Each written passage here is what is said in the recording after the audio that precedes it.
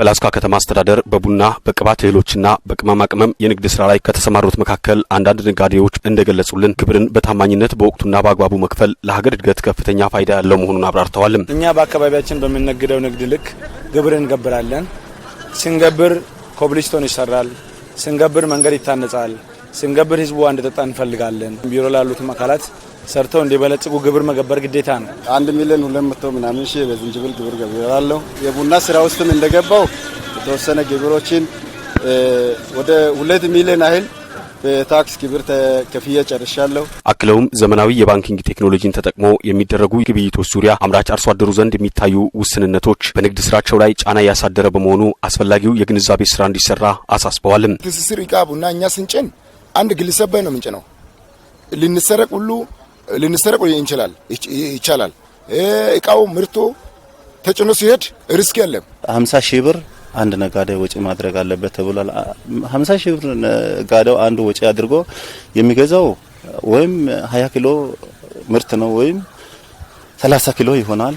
ያ ደግሞ አይበቃም። አርሶ አደሩ ትራንስፈር የሚባል ነገር ምን እንደሆነ በእጃቸው ብር ካላዩ የራሳቸው ንብረት ነጻ እንደተወሰደ ነገር ነው ማየው። በሌላ በኩል ከዙሪያ ወረዳ ቀበሌያት ወደ ዞን ማዕከል የሚወስዱ መንገዶች ብልሽት በተለይም በዝንጅብልና ሰሊጥ ምርቶች ማጓጓዝ ላይ ከፍተኛ ጫና የፈጠረባቸው እንደሆነ ግብር ከፋዮቹ ሳያነሱ አላለፉም። የውሃ ችግር እንደምትመለከተው አለ። ነጋዴው የተሻለ መንገድ ሲኖር የተሻለ ሀብት ማግኘት ይችላል። መንገድ በሌለበት መኪና መግባት ማይችልበት የተቸገረን ነው። ከግብር ጋር ተያይዞ በሚገብረው በዚህ አመት አሁን በትንሹ በቅመማ ቅመም በዝንጅብል ምርት እስከ 1.5-1.6 ሚሊዮን ብር ገብረናል። ያ የገበርነው ግብር መንገድ ተሰርቷል ተመለከተን። የላስካ ዙሪያ ወረዳ ዋና አስተዳዳሪ አቶ ተመስገን አዘነ በተነሳው ችግር ዙሪያ በሰጡት ማብራሪያ ከሚመለከታቸው ባለድርሻ አካላት ጋር በጋራ በመቀናጀት ችግሩን ለመፍታት ሰፊ ጥረት እየተደረገ ነው ብለዋል። እንደ ወረዳም አጠቃላይ መንገዱን የማስጠገን ስራውን ለመስራት በበጀት አመቱ ያው በጀት አልተያዘም። ስለዚህ በመንግስት በጀት ይህን ስራ ለመስራት አልቻልንም። እንደ አማራጭ ያዝነው ጎፋ ዲስትሪክት ጋር ያው በናበብ ላይ ነው ያለነው።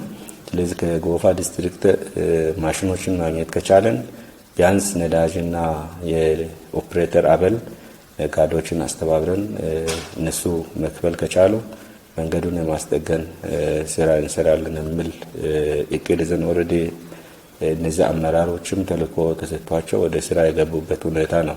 ዘመናዊ የንግድ ስርዓት ሂደትን ለማዘመን በተሰሩ ቴክኖሎጂዎች ዙሪያ የሚታዩ ውስንነቶችን ለመቅረፍ ተቀናጅቶ በመስራት ችግሩን ለመቅረፍ እንደሚሰራ የላስካ ከተማ አስተዳደር ገቢዎች ዩኒት አስተባባሪ አቶ አዲሱ አጥናፉ አብራርተዋል። የጥሬ ገንዘብ ዝውውሩን መንግስት 50 ሺህ ብር ነው ያደረገው። እንግዲህ ይሄ የፌደራል ገቢ ግብር አዋጅ ነው። ቀጣይ በደንቦች ላይ ክልሎች በማሻሻሉበት ጊዜ የሚታይ ነገሮች ሊኖሩ ይችላሉ። አሁን የተቀመጠው የትኛው 50 ሺህ ብር ዛሬ ወጪው ያዝልኝ ብሎ የሚያስብ የሳምንት ግብር ከፋይ ግዴታ ዛሬ የጥሬ ገንዘብ ከፈልኩ የሚለው 50 ሺህ ብር ለምት ግዴታ ማድረግ አለበት። ከዛ ባለፈ እያንዳንዱን ግብይቱ ምን ማድረግ አለበት? በባንክ ማድረግ አለበት። ግን ያን እንካሬጅ ማድረግ አስፈላጊ ስለኛል በዛ በልዩ ትኩረት። ስለዚህ ምንድነው ማለት ሁሉም ሰው ወደዛ መግባት አለበት። ማንኛውም ማህበረሰብ ወደዛ የሚገባበትን ልዩ ትኩረት አድርገን እየሰራንበት ነው።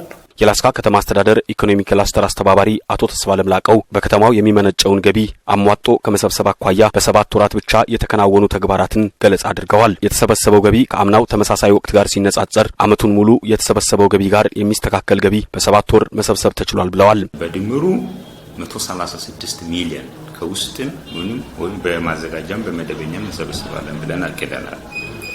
አሁን ጥርን ጨምሮ 7 ወር ውስጥ በመደበኛ ወደ 53 ሚሊዮን 204,007 ብር በማዘጋጃ እንደዚሁ 11 ሚሊዮን 680,659 ብር ያክል ሰብስበናል ማለት ነው። መንግስት በየጊዜው ከወቅቱ ጋር አብረው የሚሄዱ አዋጆችን እያወጣ ተግባራዊ ማድረጉንና በተቋማቱ የተከናወኑ ሪፎርሞችን እንደ ጠንካራ ጎን የጠቀሱት አስተባባሪው ነጋዴው አዲስ አሰራሮች ጋር ፈጥኖ የመላመድ ችግር መኖሩን ገልጸው ይህንን ችግር ለመቅረፍም ሰፊ ጥረት እየተደረገ ነው ብለዋል።